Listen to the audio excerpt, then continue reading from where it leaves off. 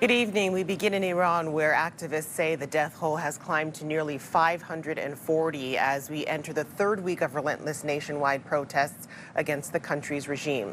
Iranians here in our region are nervous about their families back home in the Middle Eastern country, holding on to hope that the regime will be toppled. Video from Mashhad, Iran shows protesters flooding the streets and fires burning at one of many protests across the country. The Iranian government's communications blackout continues. Over 10,000 people have been detained so far, and that's according to the U.S.-based human rights activist news agency. The chaos continues even as the country's supreme leader threatens to expand the crackdown. This as U.S. President Donald Trump issues a warning to Iran. I've made the statement very strongly that if they start killing people like they have in the past, we will get involved. We'll be hitting them very hard where it hurts. In response, the country's speaker sent a warning to the U.S. and Israel that it will retaliate if America launches strike attacks against the Islamic regime. Iranian authorities have accused both countries of stirring up unrest. And European Union President Ursula von der Leyen pushing back against Iran's crackdown on protesters.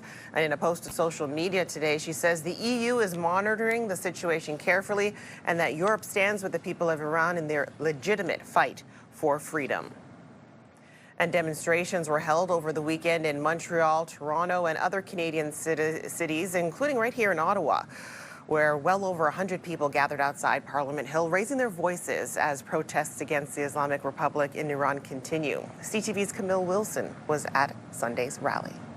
We want you to hear us, to hear Iranians. Iranians living in Canada taking to Parliament Hill Sunday in solidarity with the ongoing protests in Iran, calling for a regime change. We, together with the Iranian people inside Iran, we want politicians to recognize Crown Prince Reza Pahlavi as the leader and provide support by giving maximum pressure on the regime and maximum support to the people of Iran to help them to get rid of this regime. Those here voicing support for the people of Iran who are fighting for freedom from the Islamic Republic. We have a government who kills their own people. This government is an Islamic regime who doesn't care about the basic human rights of the people. We are here just to be the voice of people who are taken hostage inside the country, and they are demanding their own basic human rights. Clear human rights abuse by the regime. And we are here to resonate the voice of the people. People in Iran have voiced what they want. Protesters are calling on the Canadian government to stand with the Iranian people to defeat the Islamic Republic and support the people's transition to democracy. Iranian nation, basically in Iran, who have been suppressed for 47 years by the dictatorship regime. We are observing and witnessing mass murdering of more than 500, 600 killing of youth in Iran.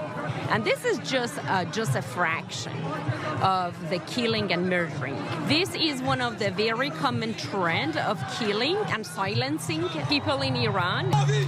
A digital blackout has blanketed the country for several days, cutting internet access and phone lines. It's 4 days that I haven't talked to my parents, to my families in Iran, because everything is shut down. Running a massacre through the messages that we receive leaking via Starlink. A few people have access to that. Just this morning I received that in one night and in one city, the government has killed 470 people. Camille Wilson, CTV News.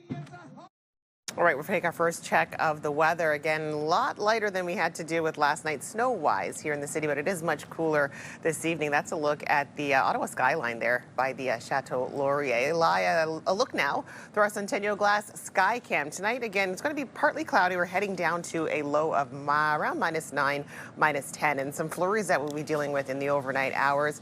And that'll continue on into Monday, some periods of some snow and more snow or rain on Tuesday. So for the next 24 hours, this is what we'll be looking at. Again, clearer conditions, overcast skies in the morning, but then some flurries to deal with off and on throughout your Monday. Well, 3 people were injured in a head-on collision this morning in Sandy Hill. Ottawa Fire Services posting these images after the collision, showing the devastation of the crash on Prince of Wales Drive, south of Hunt Club Road. This was shortly before 9 a.m. Firefighters had to extricate both drivers from the wreckage. Police say all 3 people involved were taken to the trauma center, 1 man in critical condition, while another man and woman were transported in stable condition. Well, the province is considering new regulations that would ban certain procedures on cats and dogs, which animal experts have been deemed to be medically unnecessary. The proposal suggests it would no longer be permitted for owners to get their cats declawed. It would also become illegal to debark a dog by operating on their vocal cords or crop their ears. The province says veterinarians would still be permitted to carry out any procedure deemed necessary for the animal's well-being. The Ministry of the Solicitor General is accepting feedback on the proposed rule changes until February 5th. Before going for gold in Milan-Cortina, the Canadian National Figure Skating Championships wrapped up in Gatineau with a trip to the Winter Olympics on the line. A culmination of years of hard work is coming down to the wire for the best skaters in Canada.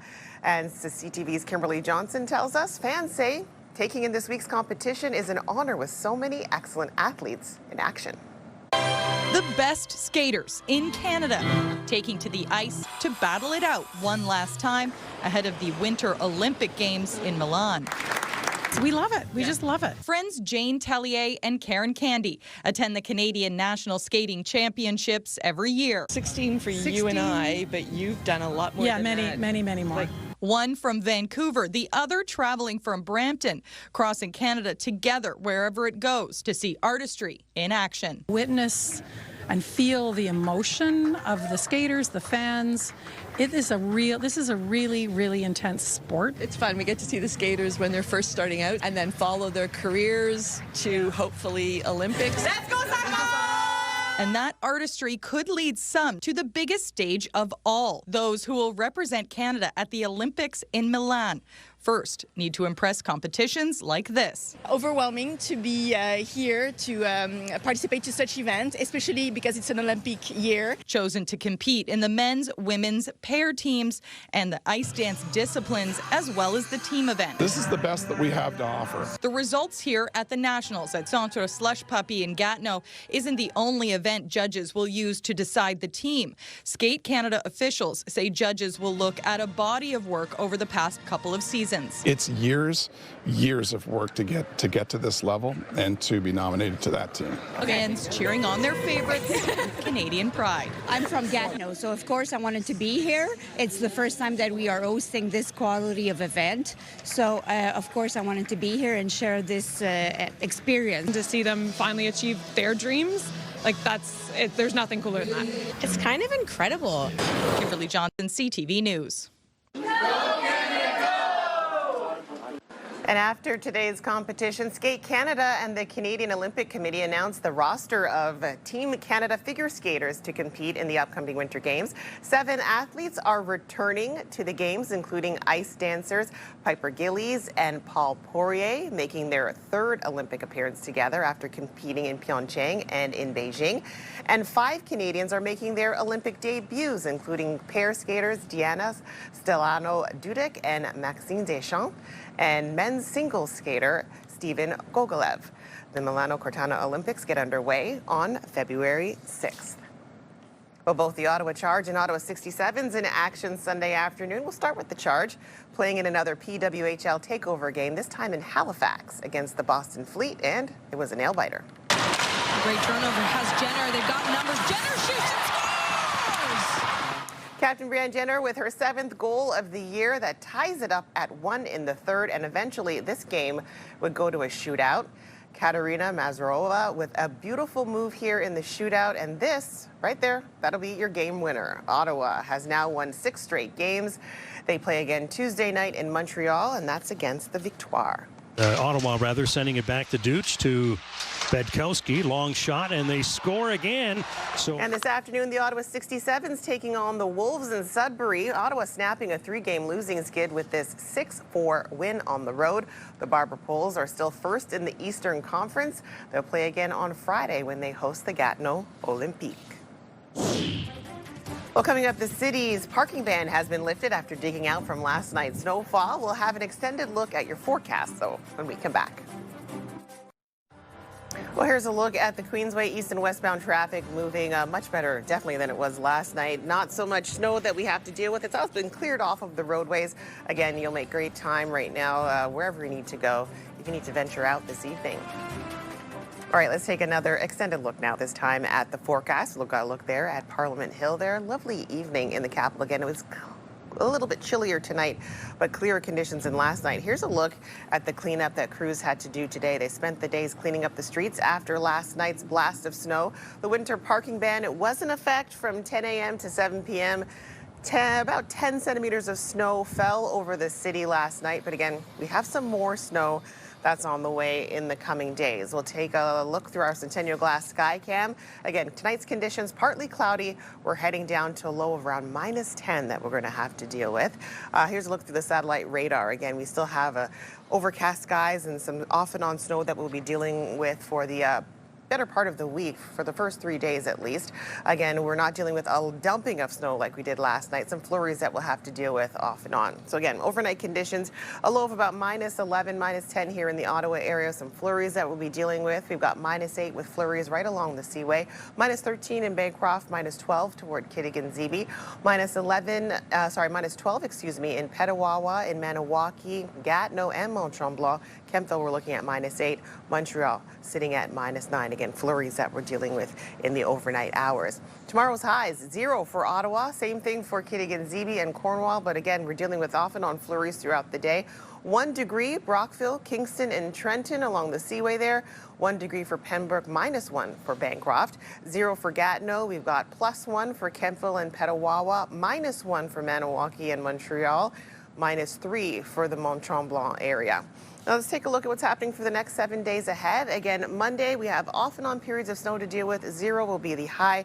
Then on Tuesday, Wednesday, and Thursday, more flurries on the way. We're looking at around -1, +1 for Tuesday and Wednesday. And Thursday really dips down. It gets to -11.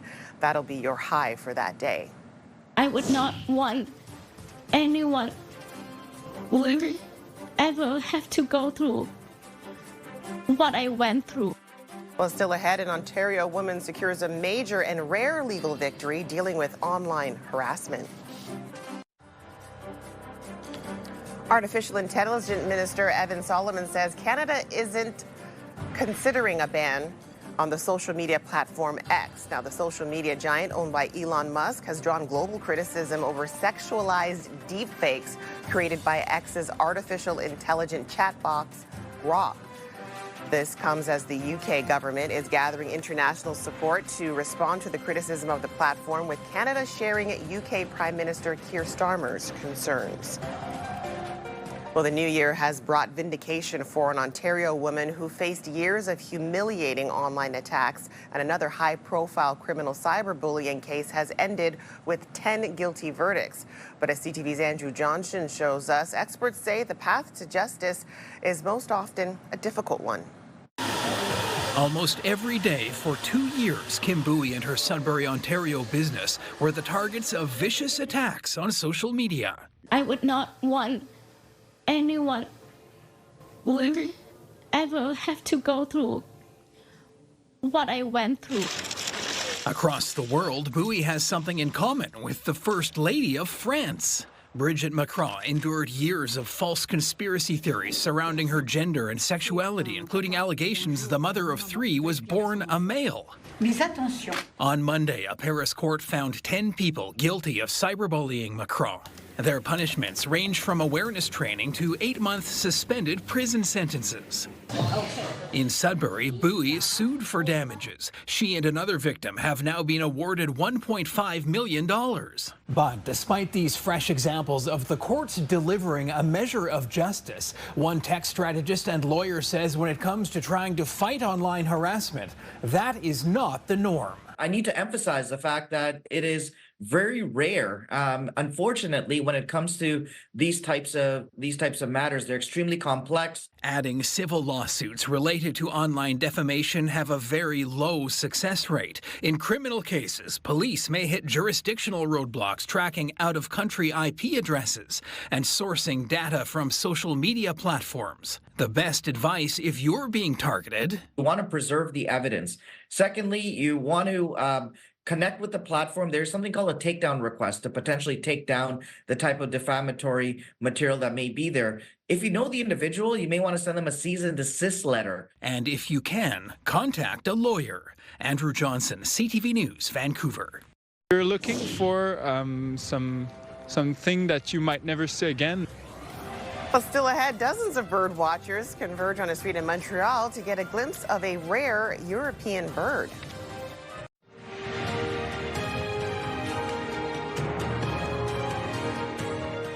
Well, in Montreal, dozens of photographers and bird watchers have been showing up to one particular neighborhood for days. A rare European robin has been spotted on this side of the Atlantic, and as CTV's Christine Long tells us, the bird is becoming a bit of a celebrity.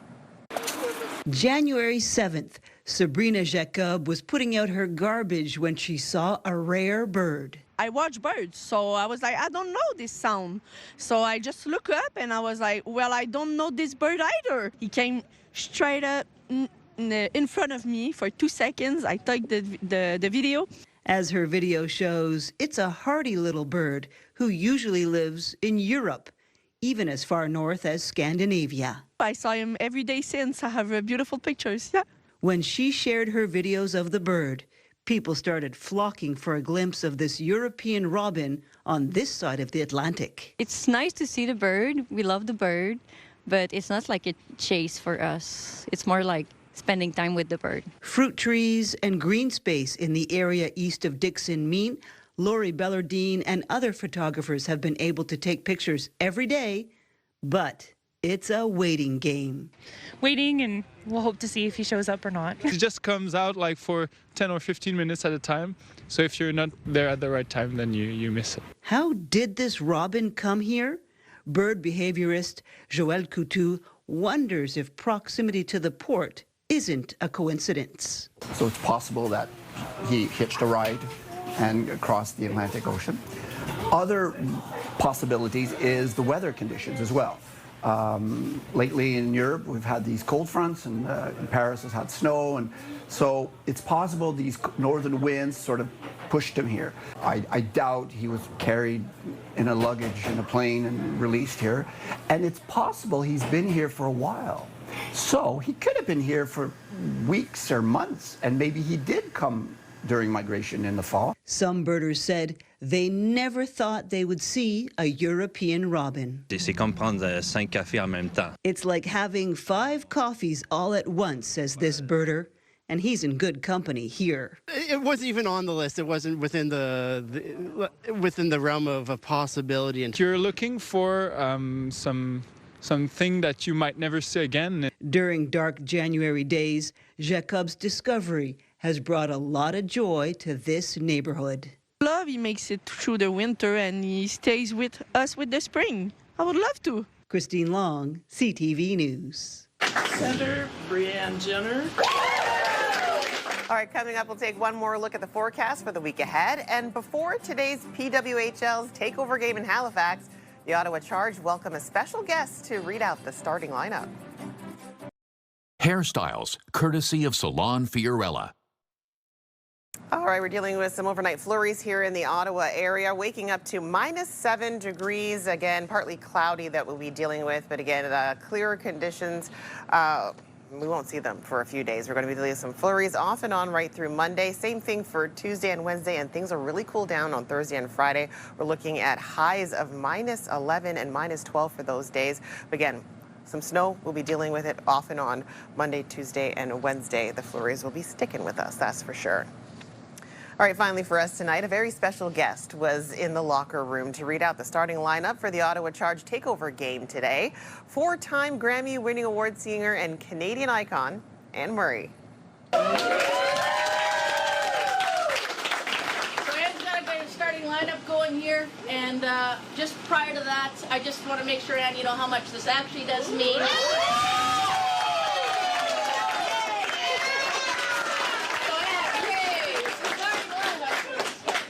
Okay, so this is it. Left wing, Sarah Wasnovich. Center, Brianne Jenner. Well, Murray is from Spring Hill, Nova Scotia. That's about 2 hours north of Halifax, where today's game took place. Now, charge coach Charla McLeod, she wore a custom Anne Murray t-shirt as well, and she kept it on behind the bench for the entire game. So it must have been a good luck charm because Charge won in that shootout. Really exciting stuff there. All right, well, that's CTV News for this Sunday, January the 11th. CTV News continues online anytime with our digital team, keeping up to date at ctvnewsottawa.ca. For all of us here at CTV News, thank you so much for watching. Have a great night.